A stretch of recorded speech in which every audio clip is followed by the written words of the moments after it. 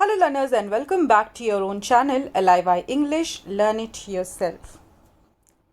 So learners, इस video में हम पढ़ेंगे क्लास 11th के इंग्लिश सब्जेक्ट का 5th चैप्टर जो है 1.5 मिसेस एडिस, जिसे लिखा है शीला के स्मिथ ने। ये चैप्टर थोड़ा सा लेंदी है, इसलिए इसे हम दो पार्ट्स में कंप्लीट करेंगे। ये फर्स्ट पार्ट और फर्स्ट वीडियो है इस चैप्टर पे। हमेशा की तरह चलिए पहले जान लेते हैं ऑथर शीला के स्मिथ के बारे में। वो एक इंग्लिश नॉवेलिस्ट और पोएट थी। उनकी काफ़ी कहानियाँ इंग्लिश रीजनल ट्रेडिशन और ससेक्स और केंट के बॉर्डर लाइन्स के इलाकों पर आधारित थी। उनकी किताब the end of the house of Alard best seller रही थी। लर्नर्स, ये जो कहानी हम पढ़ने जा रहे हैं मिसेस एडिस, ये भी उनकी लिखी एक बहुत ही इंटरेस्टिंग स्टोरी है और मुझे पूरी उम्मीद है कि मेरी तरह आपको भी ये स्टोरी बहुत पसंद आएगी। आगे बढ़ने से पहले अगर आपने इस चैनल को अभी तक सब्सक्राइब नहीं किया है तो प्लीज़ इस चैनल को सब्सक्राइब कर लीजिए, अपने दोस्तों के साथ शेयर कीजिए, क्योंकि इस चैनल पे आपको इंग्लिश सब्जेक्ट से रिलेटेड, इंग्लिश कम्युनिकेशन स्किल्स से रिलेटेड बहुत ही यूज़फुल वीडियोस रेगुलरली आगे मिलते रहेंगे। तो चलिए स्टार्ट करते हैं इस वीडियो को। सबसे पहले जान लें कि ये स्टोरी किस बारे में है, क्योंकि जैसे हम हमेशा पढ़ते हैं ये स्टोरी हम लाइन बाय लाइन रीड करके डिटेल में पढ़ेंगे। मैं हमेशा जिस तरह करती हूँ वैसे ही इस वीडियो में हम करेंगे। पूरा स्टोरी मैं पहले ही एक साथ नहीं बता दूंगी, क्योंकि उससे जो स्टोरी का जो इंटरेस्ट है, जो चार्म है, वो ख़त्म हो जाता है। हम इसे धीरे धीरे अनफोल्ड करेंगे, स्टोरी को धीरे धीरे आनंद लेते हुए पढ़ेंगे। लेकिन थोड़ा सा एक इंट्रोडक्शन, ये स्टोरी बेसिकली एक पीजेंट वुमन के बारे में है, यानी कि किसान महिला के बारे में है, जिसके दरवाजे पर एक रात अचानक एक लड़का आ जाता है जो उसे बहुत रिक्वेस्ट कर रहा होता है कि वो उसे बचा ले पुलिस से, क्योंकि गलती से उससे एक क्राइम हो गया है। वो नज़दीकी इलाके में पोचिंग कर रहा था। पोचिंग का मतलब क्या होता है दोस्तों? पोचिंग यानी एक ऐसे इलाके पे शिकार करना, जानवर को पकड़ना जहाँ पे ऐसे करना मना किया गया है, तो उसे हम पोचिंग कहते हैं। तो वो नज़दीकी किसी की पर्सनल प्रॉपर्टी पे पोचिंग कर रहा था और वो पकड़ा गया, और घबराहट में उसने गलती से किसी गेट कीपर के ऊपर गोली चला दी और उसे मार दिया। तो वो अब भाग रहा है पुलिस से और इस औरत के पास आता है, मदद मांगता है कि वो उसे बचा ले। तो चलिए अब हम इसे रीड करेंगे लाइन बाय लाइन और डिटेल में समझेंगे। डिफ़िकल्ट वर्ड्स के मीनिंग आपको स्क्रीन के नीचे दिख जाएंगे। In northeast Sussex, a great tongue of land runs into Kent. It is a land of woods, the old hammer woods of the Sussex iron industry, and among the woods gleam the hammer ponds. Owing to the thickness of the woods, the road that passes Mrs. Addis's cottage is dark long before the fields beyond. That night there was no twilight and no moon, only a few pricks of fire in the black sky above the trees. But what the darkness hid, the silence revealed. In the absolute stillness of the night, windless and clear, every sound was distinct, intensified. The distant bark of a dog at Delmondon sounded close at hand, and the man who walked on the road could hear the echo of his own footsteps following him like a knell. North east Sussex में ज़मीन की एक लंबी ज़बान निकलती है। इसका मतलब कि एक काफ़ी बड़ा इलाका, ज़मीन का काफ़ी बड़ा हिस्सा नॉर्थ ईस्ट ससेक्स के रीजन में है। ये जंगलों से भरी ज़मीन है, जंगलों से घिरी हुई ज़मीन है। ससेक्स आयरन इंडस्ट्री के जंगलों के बीच कुछ तालाब चमकते हुए हैं। घने जंगलों की वजह से मिसेस एडिस के कॉटेज के पास से गुजरने वाले रास्ते पर काफ़ी अंधेरा होता है। उस रात ना चांद था, ना ही कोई धीमी सी रोशनी भी। पेड़ों के ऊपर काले आसमान में आग के कुछ कांटे यानी तारे, लेकिन अंधेरा जो चीज़ छुपा रहा था उसे खामोशी दिखा देती थी। रात की शांति में जब हवा की सरसराहट भी नहीं थी, हर आवाज़ बिल्कुल साफ और तेज़ी से सुनाई देती थी। डेलमोंडिन यानी करीब के गांव में कुत्ते के भौंकने की आवाज़ भी कानों के बिल्कुल करीब सुनाई देती। रास्ते पर चलने वाला व्यक्ति अपने ही पैरों की आवाज़ किसी मौत के घंटे की तरह सुन सकता था। Every now and then he made an effort to go more quietly, but the roadside was a mass of thorns, and their crackling and rustling were nearly as loud as the thud of his feet on the road. Besides, they made him go slowly, and he had no time for that. When he came to Mrs. Addis's cottage, he paused a moment. Only a small patch of grass lay between it and the road, and he looked in at the lighted, uncurtained window. He could see Mrs. Addis stooping over the fire, taking some pot or kettle off it. He hesitated and seemed to wonder. He was a big, heavy, working man, not successful, judging by the poverty of his appearance. For a moment he made as if he would open the window. Then he changed his mind and went to the door instead. हर बार उसने खामोशी से जाने की कोशिश की, लेकिन सड़क के किनारे कांटों का ढेर था और उन पर चलने की खड़खड़ाहट और सरसराहट लगभग उसके कदमों के रखने की आवाज़ जितनी ही तेज थी। उसके अलावा वो लोग इसे और आहिस्ता जाने को मजबूर कर रहे थे, पर इसके पास इसके लिए वक्त नहीं था। जब वो मिसेस एडिस के कॉटेज तक पहुंचा तो एक पल के लिए रुक गया। रास्ते और कॉटेज के बीच बस घास का एक छोटा सा हिस्सा था। उसने रोशन बिना पर्दे की खिड़की की ओर देखा और मिसेस एडिस को चूल्हे की ओर झुकते देख पा रहा था, जो शायद आग से कोई पॉट या केटल उतार रही थी। वो थोड़ा हिचकिचाया और फिर सोचने लगा। वो एक बड़ा, भारी, काफ़ी गरीब आदमी था जो कामयाब नहीं था। एक पल के लिए वो खिड़की खोलने के लिए गया, फिर इसने अपना इरादा बदल दिया और उसके बदले दरवाजे की ओर चला गया। He did not knock, but walked straight in. The woman at the fire turned quickly round. "What, you Peter Crouch?" she said. "I didn't hear you knock." "I didn't knock, ma'am. I didn't want anybody to hear." "How's that?" "I'm in trouble." His hands were shaking a little. "What have you done?" "I shot a man, Mrs. Addis." "You?" "Yes, I shot him." "You killed him?" "I don't know." For a moment there was silence in the small, stuffy kitchen. Then the kettle boiled over and Mrs. Addis mechanically put it at the side of the fire. उसने दरवाजे पर खटखटाहट नहीं की, बल्कि सीधा अंदर चला गया। उस औरत ने जल्दी से मुड़कर देखा। वो बहुत चौंक गई। उसने उसका नाम पुकारा, पीटर क्राउच। यहाँ पे हमें स्टोरी में पता चलता है कि वो अजनबी लड़का नहीं था, वो उसे जानती थी। "I didn't here you knock." मैंने तुम्हें खटखटाते हुए नहीं सुना। उसने जवाब दिया कि मैंने नहीं खटखटाया था मैम, क्योंकि मैं नहीं चाहता था कि कोई सुन ले। "ऐसा क्यों?" उस औरत ने पूछा। "क्योंकि मैं मुसीबत में हूँ। और उसके हाथ कपकपा रहे थे। "क्या किया है तुमने?" उस औरत ने पूछा। "मैंने एक आदमी पे गोली चला दी है, मिसेस एडिस." "तुमने?" "हाँ, मैंने उस पर गोली चला दी।" "क्या तुमने उसे मार दिया है?" "मैं नहीं जानता।" और एक लम्हे के लिए उस छोटे से स्टफ़ी किचन में, गर्म किचन में साइलेंस था, खामोशी हो गई। फिर उनके केटल के बॉईल होने की आवाज़ आई और मिसेस एडिस ने मैकेनिकली, यानी बिना सोचे समझे, बस उसे आग से उतार कर साइड में रख दिया। She was a small, thin woman with a brown, hard face on which the skin had dried in innumerable small hair-like wrinkles.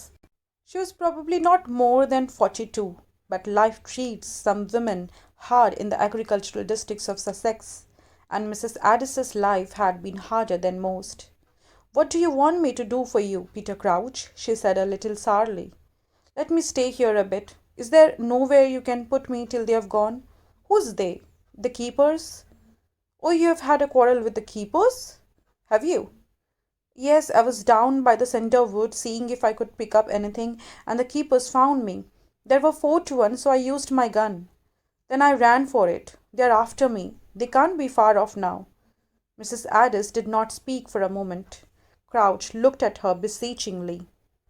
वो एक छोटे कद की, दुबली सी, भूरे रंग के सख्त चेहरे वाली औरत थी, जिसके चेहरे की स्किन कई बाल जितने बारीक झुर्रियों में सूख चुकी थी।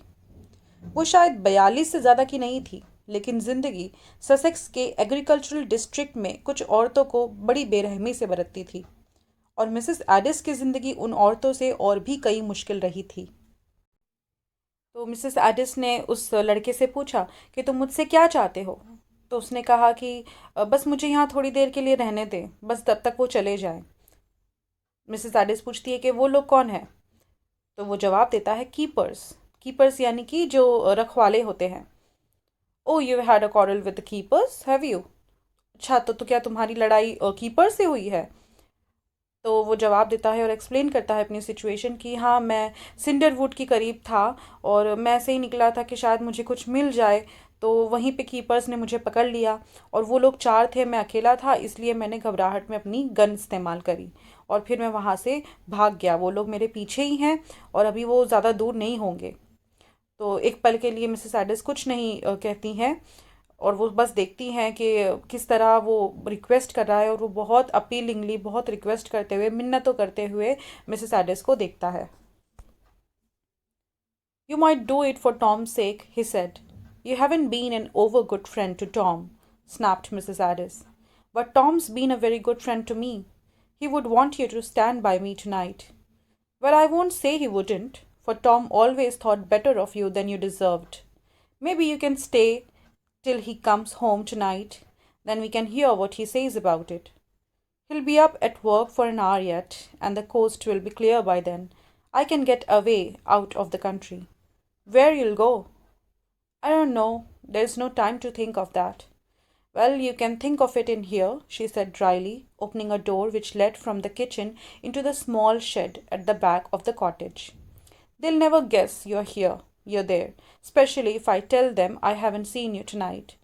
You're a good woman, Mrs. Addis. I know I'm not worth your standing by me, but maybe I've had been different if I'd a mother like Tom's. तो मिसेस एडिस उसको कुछ नहीं कह रही होती हैं, बस चुपचाप देख रही है। वो बेसिकली शायद सोच रही है कि उसे उसकी मदद करनी चाहिए या नहीं। तो तभी वो जो पीटर क्राउच है उन्हें कहता है कि टॉम की खातिर तुम प्लीज़ मेरी मदद कर दो। लर्नर्स टॉम जो है इस महिला का बेटा होता है और इस पीटर क्राउच का इस आदमी का दोस्त होता है। तो इसीलिए वो उसका वास्ता दे रहा है कि टॉम की खातिर आप प्लीज़ मेरी मदद कर दीजिए। तो वो जवाब देती है बिल्कुल रुखाई से कि तुम बहुत अच्छे दोस्त नहीं रहे हो टॉम के। तो वो आंसर में कहता है लेकिन टॉम मेरा बहुत अच्छा दोस्त रहा है, उसने हमेशा मेरा भलाई के बारे में सोचा है और अगर वो यहाँ होता तो वो चाहेगा कि आप मेरा साथ दें। तो इस पर वो बिल्कुल जवाब नहीं दे पाती हैं क्योंकि सच में उसका जो बेटा था टॉम वो बहुत अच्छा दोस्त था, बहुत अच्छा इंसान था। तो वो बोलती है कि हाँ, मैं ऐसे कह नहीं सकती कि वो ऐसा नहीं चाहेगा। ठीक है, टॉम के लिए मतलब वो शायद राज़ी हो जाती है उसकी हेल्प करने के लिए। वो कहती है कि टॉम ने हमेशा तुम्हारे बारे में अच्छा ही सोचा है, इतना अच्छा कि जितना तुम शायद डिज़र्व भी नहीं करते। तो ठीक है, शायद तुम थोड़ी देर के लिए यहाँ पे रह सकते हो जब तक कि टॉम जो है अपने काम से वापस ना आ जाए और फिर हम देखते हैं कि टॉम इस बारे में क्या कहता है तुम्हें। हिल be up at work for an hour yet. तो वो पीटर क्राउच कहता है कि अभी भी उसको आने के लिए टॉम को काम से आने के लिए 1 घंटा है और तब तक रास्ता शायद साफ़ हो जाएगा, मैं तो इस कंट्री से बाहर निकल जाऊंगा। तो वो महिला कहती है, मिसेस एडिस कहती है कि कहाँ जाओगे तुम। वो जवाब देता है मुझे नहीं पता और अभी इस वक्त ये सोचने का टाइम नहीं है। तो वो कहती है कि ठीक है, तुम इस बारे में यहाँ बैठकर सोच सकते हो। और ऐसा कहते हुए वो किचन से एक शेड निकलता है जो उनके कॉटेज के पीछे खुलता है, उसका दरवाज़ा खोल देती है कि बेसिकली आप यहाँ जाके छुप सकते हो और इस बारे में सोच सकते हो। और वो कहती है कि दिल नेवर गेस, जो कीपर अगर आएंगे भी आपको ढूंढते हुए, उनको उम्मीद नहीं होगी, वो गेस नहीं कर पाएंगे कि तुम यहाँ थे, स्पेशली जब मैं उनको बोल दूंगी कि मैंने तुम्हें आज नहीं देखा है, तो तुम सुरक्षित रहोगे। तो इस चीज़ को लेके वो बहुत शुक्रगुजार हो जाता है। वो कहता है कि आप बहुत अच्छी महिला हैं मिसेस एडिस। मुझे पता है शायद मैं इस लायक नहीं हूँ, इस काबिल नहीं हूँ कि आप मेरा साथ दें, लेकिन शायद अगर मेरी भी टॉम जैसी माँ होती, यानी बेसिकली मेरे पास भी माँ होती जो आपकी तरह होती, जो बहुत ख्याल रखती है टॉम का, तो शायद मैं भी आज अलग होता, आज डिफरेंट होता, ऐसा नहीं होता। She did not speak, but shut the door, and he was in darkness save for a small ray of light that came through one of the cracks. By this light he could see her moving to and fro, preparing Tom's supper. In another hour Tom would be home from Iron Latch Farm, where he worked every day. Peter Crouch trusted Tom to help him, for they had been friends when they went together to the National School at Lamberhurst, and since then the friendship had not been broken by their very different characters and careers. तो जब वो कहता है कि आप बहुत अच्छी महिला है। थैंक यू सो मच मेरी हेल्प करने के लिए। और शायद मैं इस काबिल नहीं हूँ, लेकिन अगर मेरी भी माँ होती, आप जैसी होती, तो शायद मैं ऐसे नहीं होता। तो इस बात के जवाब में वो कुछ नहीं कहती है और दरवाज़ा बंद कर देती है, यानी कि जिस शेड में उसने उसे पनाह दी है उसका दरवाज़ा वो बाहर से बंद कर देती है। और वहाँ पे अब पूरी तरह से डार्कनेस है, बिल्कुल भी लाइट नहीं है। सिर्फ एक थोड़ी सी रोशनी की किरण आती है जो किसी दरार से आ रही होती है। और इस छोटी सी थोड़ी सी रोशनी में में वो टॉम जो है इस महिला को, मिसेस एडिस को देख सकता था किचन में। वो यहाँ से वहाँ भाग रही है, बेसिकली अपने बेटे के आने की तैयारी कर रही है, अपने बेटे के लिए खाना बना रही है। एक और घंटे में टॉम भी आ जाएगा, जो आयरन लैच फार्म में काम करता है। उसके 1 घंटे का वक्त बचा है, उसके बाद वो काम से आ जाएगा। हर रोज़ वो वहाँ पे आयरन लैच फार्म में काम करने जाता है। तो पीटर क्राउच को पूरा भरोसा था उसके दोस्त के ऊपर, टॉम के ऊपर। जिस तरह का वो इंसान था, बहुत नेक इंसान था, उसका बहुत अच्छा दोस्त था, हमेशा उसकी भलाई के बारे में सोचता था। तो पीटर क्राउच को बहुत भरोसा था कि जब टॉम आएगा तो वो भी उसकी मदद ज़रूर करेगा, क्योंकि वो लोग बचपन से दोस्त रहे हैं। जब से वो लोग एक साथ स्कूल में जाते थे, नेशनल स्कूल लैम्बरहर्स्ट में वो जाते थे, तब से उनकी फ्रेंडशिप थी। और उनकी फ्रेंडशिप टूटी नहीं थी बड़े होने के बाद भी, जबकि उन दोनों के कैरेक्टर, दोनों के करियर इतने अलग हो गए, उसके बावजूद भी उन लोग में दोस्ती थी। Peter Crouch huddled down upon the sacks that filled one corner of the shed. A delicious smell of cooking began to come through from the kitchen, and he hoped Mrs. Addis would not deny him a share of the supper when Tom came home, for he was very hungry and he had a long way to go. He had fallen into a kind of helpless doze when he was roused by the sound of footsteps on the road. तो उस shade में अब ये Peter crouch है, जहाँ पे कोने में काफ़ी सैक्स पड़े हैं, काफ़ी गोनियाँ रखी है। वो वहीं पे बैठ जाता है उन गोनियों के ऊपर ही, और बैठा रहता है, इंतज़ार करता रहता है। बहुत लजीज खाने की खुशबू आ रही होती है किचन से। मिसेस एडिस अपने बेटे के लिए खाना बना रही हैं और वो बहुत भूखा भी है। तो वो यही सोचता है कि बस उम्मीद करता है कि जब टॉम आ जाएगा तो शायद मिसेस एडिस उसे भी थोड़ा सा हिस्सा दे देंगी खाने का, और टॉम के साथ थोड़ा वो भी शायद खाना खा लेगा, क्योंकि वो बहुत भूखा था और अभी उसे बहुत दूर जाना था। ऑब्वियसली ये चीज़ करने के बाद उसे इस पूरे इलाके से भाग जाना था, तो बहुत लंबा जर्नी पे वो निकलने वाला था। वो चाह रहा था कि थोड़ा सा खाना उसे मिल जाए। और यही सब सोचते हुए, इंतज़ार करते हुए, वो उसकी आँख लग गई, helpless dose, because he was tired, exhausted. तो थोड़ा सा वो ऊँघने लग गया और थोड़ी सी उसकी आँख लग गई। और अचानक से रास्ते पर कदमों की आवाज़ से उसकी आँख खुली। For a moment his poor heart nearly choked him with its beating. They were the keepers. They had guessed where he was, with Mrs. Addis, his old friend's mother. He had been a fool to come to the cottage. Nearly losing his self control, he shrank into the corner, shivering, half sobbing. But the footsteps went by. The next minute, Mrs. Addis stuck her head into the shed. तो एक पल के लिए कदमों की आवाज़ सुन के वो बहुत घबरा गया। उसका दिल इतनी तेज़ी से धड़कने लगा कि ऐसा लगा उसका दम घुट जाएगा। वो बस सोचने लगा कि ये तो ऑफ कोर्स कीपर्स ही होंगे, उन लोगों ने पता लगा लिया होगा कि वो यहीं पे है। और वो अपने आप को ही कोसने लगता है कि वो कितना बेवकूफ़ है। उसको सोचना चाहिए था कि वो यहाँ पे आना उसके लिए बहुत बेवकूफ़ी है। कोई भी गेस कर लेगा कि ये उसके फ्रेंड का घर है, उसकी फ्रेंड की मदर का घर है, वो यहाँ पे आके छुप सकता है। तो वो अपने आप को कोस रहा है कि कितना बेवकूफ़ रहा है, उसे यहाँ पे नहीं आना चाहिए था। तो ये सब सोचते हुए घबराहट के मारे वो बिल्कुल सेल्फ कंट्रोल खो रहा है, और कोने में जाके एकदम सिकुड़ कर बैठ जाता है, काँप रहा है, रो रहा है। और फिर धीरे धीरे ये जो फुटस्टेप्स जो आ रहे थे वो चले गए, और फुटस्टेप्स की आवाज़ अब बंद हो गई। और अगले ही मिनट जो है मिसेस एडिस शेड में झाँक कर कहती है, "That was the keepers," she said shortly. "I saw them go by. They had lanterns. Maybe it would be better if you slipped out now and went towards Cancerian. You'd miss them that way and get over to Kent. There's a London train that comes from Tunbridge Wells at 10 tonight. That'd be a fine thing for me, ma'am, but I haven't the price of a ticket on me." She went to one of the kitchen drawers. "Here's 7 shillings. It'll be your fare to London and a bit over." For a moment he did not speak. Then he said, "I don't know how to thank you, ma'am." तो फिर उसके बाद Mrs Aedes उसके shade में झाँक कर कहती है कि वो कीपर्स थे, और मैंने उन्हें जाते हुए देखा, उनके हाथों में लैंटर्न है। तो बेहतर होगा अगर तुम यहाँ से इस वक्त निकल जाओ और कैंट सीरन की तरफ चले जाओ। इस तरह से तुम उनसे बच निकलोगे और वहाँ पे तुम आसानी से कैंट तक पहुँच जाओगे, जहाँ पे लंदन ट्रेन निकलती है जो टन ब्रिज से निकलती है, वो लंदन की तरफ जाती है। 10 बजे निकलती है आज रात को। तो तुम वो ट्रेन ले लो और यहाँ से तुम निकल जाओ। तो पीटर क्राउच इस बात से बहुत शुक्रगुजार है। वो कहता है कि ये मेरे लिए बहुत अच्छा होगा मैम, बट मेरे पास ट्रेन की टिकट के पैसे नहीं हैं।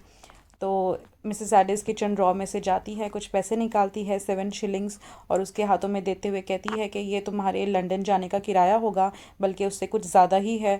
तो इस चीज़ से लेके वो बहुत टच हो जाता है और 1 मिनट के लिए कुछ बोल नहीं पाता है। और वो कहता है कि मुझे नहीं पता मैं तुम्हें किस तरह शुक्रिया करूं मैम। तो लर्नर्स, आज के इस वीडियो के लिए बस इतना ही। यहाँ पे हम इस वीडियो को कंप्लीट करते हैं और इस स्टोरी को यहीं पे स्टॉप करते हैं। यहाँ से आगे की स्टोरी हम नेक्स्ट वीडियो में सेकंड पार्ट में कंप्लीट करेंगे। अगर ये स्टोरी आपको इंटरेस्टिंग लग रही है तो प्लीज़ लाइक करना ना भूलें, अपने दोस्तों के साथ शेयर करें और चैनल को सब्सक्राइब करना ना भूलें। Thank you so much.